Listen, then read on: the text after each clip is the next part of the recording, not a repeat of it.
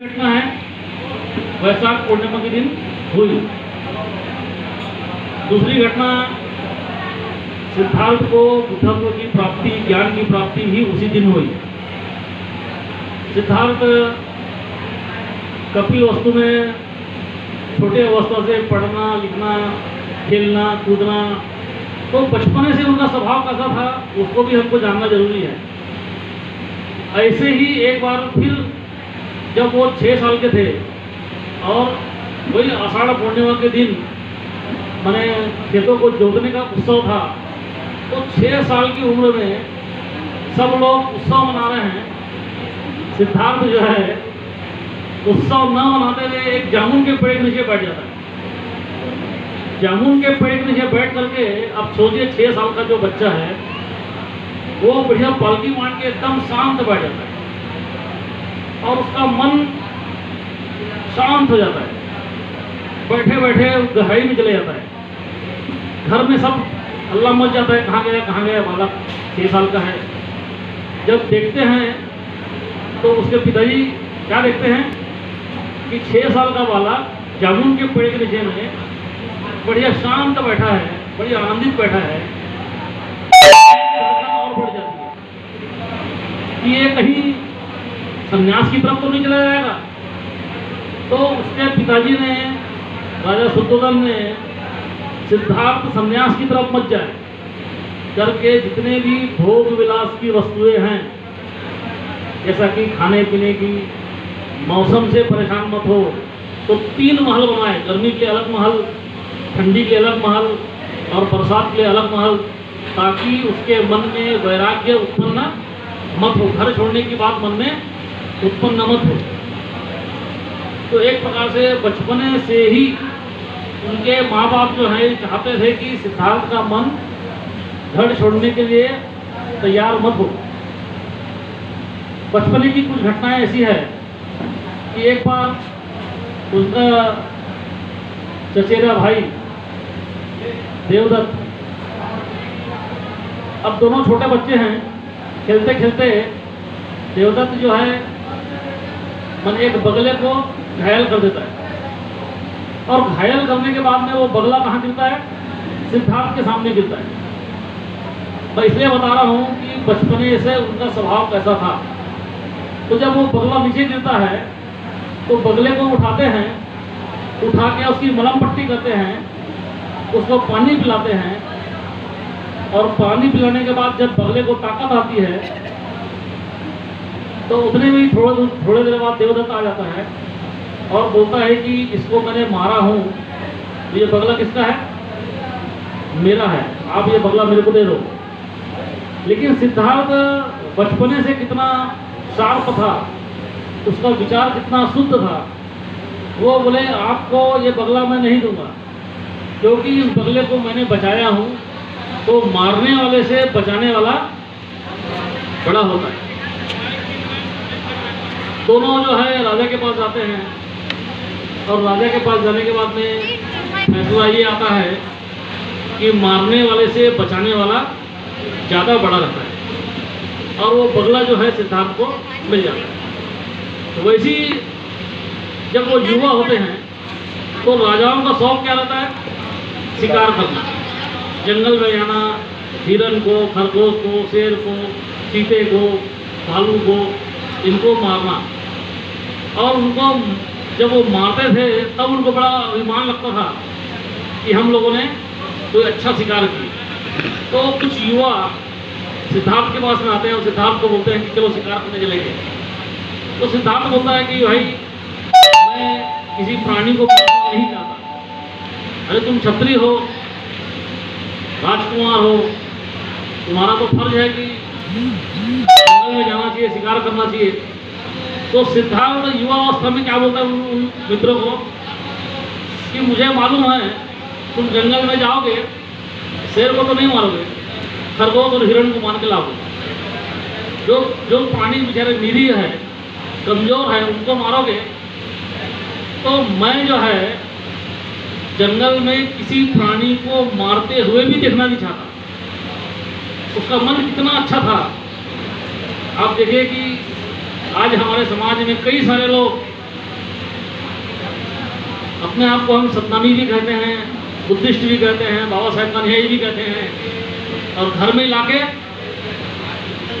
मुर्गी भी काटते हैं, बकरा भी काटते हैं, और शादियों में, बड़ी बड़ी पार्टियों में वो मांसाहार भी खिलाते हैं। अब सोचिए, वो राजकुमार सिद्धार्थ ये बोलता है कि किसी प्राणी को मरते हुए भी मैं देखना नहीं चाहता, और हम हमारे घर में बचपने से ये काम करते रहते हैं, तो हमारे बच्चों में कौन सी भावना पैदा होगी? इन 7 लाख कौन सी भावना पैदा होगी? डर लगेगा उनको। यदि किसी प्राणी को हम मार रहे हैं और आनंदित हो रहे हैं कि चलो इसको आज बढ़िया पकाएंगे और खाएंगे, तो हमारे बच्चे देखेंगे तो क्या वो डरेंगे? वो डरेंगे नहीं, बल्कि क्रूर हो जाएंगे। तो हमने अपने बच्चों को अच्छा अगर बनाना है तो अपने घर में इस प्रकार का कोई भी उपक्रम नहीं करना चाहिए, क्योंकि हम सतनामी समाज के हैं, बाबा साहेब को मानने वाले हैं और बुद्ध को मानने वाले हैं, और ये तीनों ने नहीं बताया कि किसी प्राणी को मारो और बढ़िया आनंदित हो, ऐसा बताया गया? तो अगर हम अपने बच्चों को आने वाले समय में अच्छा देखना चाहते हैं तो हमने सही में सतनामी बनना चाहिए, गुरु घासीदास जी की बताई हुई शिक्षा को पालन करना चाहिए, बुद्ध की शिक्षा को पालन करना चाहिए। कम से कम अपने बच्चों के सामने ऐसा काम नहीं करना चाहिए। और मान लो वाकई में किसी बच्चे ने बचपने से देखा नहीं है किसी को मारते हुए, काटते हुए, खून बहते हुए, और अचानक वो देख लेगा, तो आप कल्पना करो वो बच्चा बेहोश हो जाएगा, क्योंकि कभी देखा नहीं उसने। लेकिन हम बचपने से बच्चों को माने ये सिखा रहे हैं कि देखो बेटा कितना मजा आता है, तो हमने वैसा नहीं करना चाहिए। सिद्धार्थ ने किसी भी प्राणी को मरते हुए देखना भी पाप है ऐसा कहा। तो खाना तो बहुत दूर की बात है, वो कुछ भी देना नहीं चाहते थे। ऐसे ही जब वो 28 साल के हुए तो एक बार साहित्य में 2 घटनाएं आती है, मैं दोनों घटनाओं बता करके सिद्धार्थ ने कैसे बुद्धत्व की प्राप्ति की वो बताऊंगा। वो घर से निकले, अपने रथ वाले जो रथ चलाते हैं उसको सारथी बोलते हैं, तो सारथी को बोले कि चलो आज हम नगर भ्रमण करेंगे। भ्रमण करने के लिए निकले तो सबसे पहले एक आदमी को देखे जो बहुत ही बुढ़ा था, लकड़ी हाथ में थी, कमर झुका हुआ था और शरीर ऐसा ऐसा हिल रहा था। तो सिद्धार्थ ने बड़ा आश्चर्य हुआ कि ये क्या है बोले। तो उसका सारथी बताता है कि युवराज, हर एक आदमी एक न एक दिन बूढ़ा होता ही है। तो सिद्धार्थ बोलते हैं क्या मैं भी बूढ़ा होऊंगा? बोले आप भी बूढ़े होंगे। तो सिद्धार्थ का मन बड़ा घबरा जाता है कि आदमी जब बूढ़ा होता है तो कितना कष्ट में रहता है, चल नहीं पा रहा है, हाथ हिल रही है, लकड़ी पकड़ पकड़ चल रहा है। थोड़ा आगे और जाते हैं तो क्या देखते हैं, एक व्यक्ति बीमार है और बड़ा जोर जोर से करा रहा है, अरे बाप रे मर गया रे, बचाओ रे। जो बीमार रहता है वो कैसा करता है, उसका शरीर बहुत कष्ट में रहता है, वो चिल्लाते रहता है। फिर सिद्धार्थ पूछते हैं कि भाई ये क्या हो गया इसको? तो बोलते हैं ये बीमार हो गया। तो क्या मैं भी बीमार होऊंगा? तो वो सारथी बोलता है हर इंसान एक न एक दिन बीमार होगा। आप लोग भी बीमार हो गए कि नहीं हो गए? बीमारी से कोई बचा नहीं है और बुढ़ापे से कोई नहीं बचा है। हर इंसान को एक न एक दिन बूढ़ा होना पड़ता है, होना ही है। लेकिन जो युवा रहते हैं वो क्या सोचते हैं,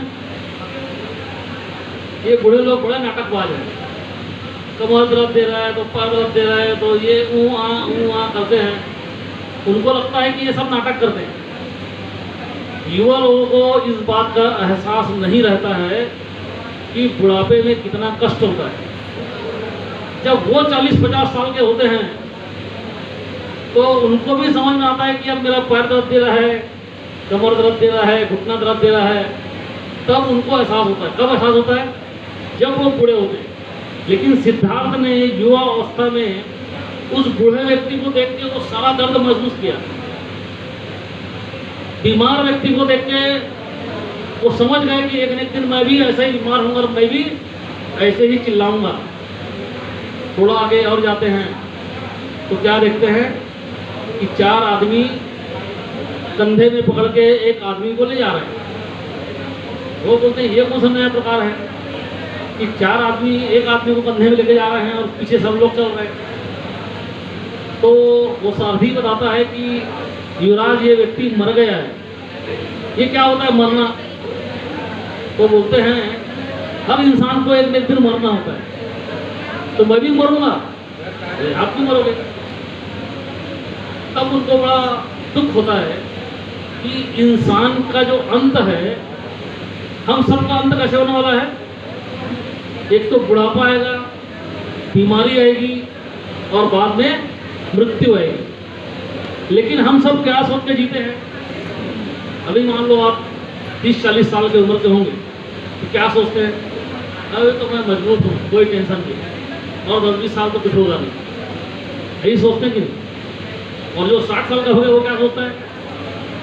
अरे यार अभी कमर में दर्द है, घुटने में दर्द है, लेकिन मेरे गांव में बहुत सारे लोग हैं जो 80 साल तक जीते हैं, अरे मैं भी खींच दूंगा 80 साल तक। और जो 80 साल वाला है उसको पूछो तो 80 साल वाला क्या बोलता है? अभी तो मैं खा रहा हूँ, पी रहा हूँ, बिस्तर में सब कुछ चल रहा है, फिर भी 1 आध साल तक खींच लूंगा।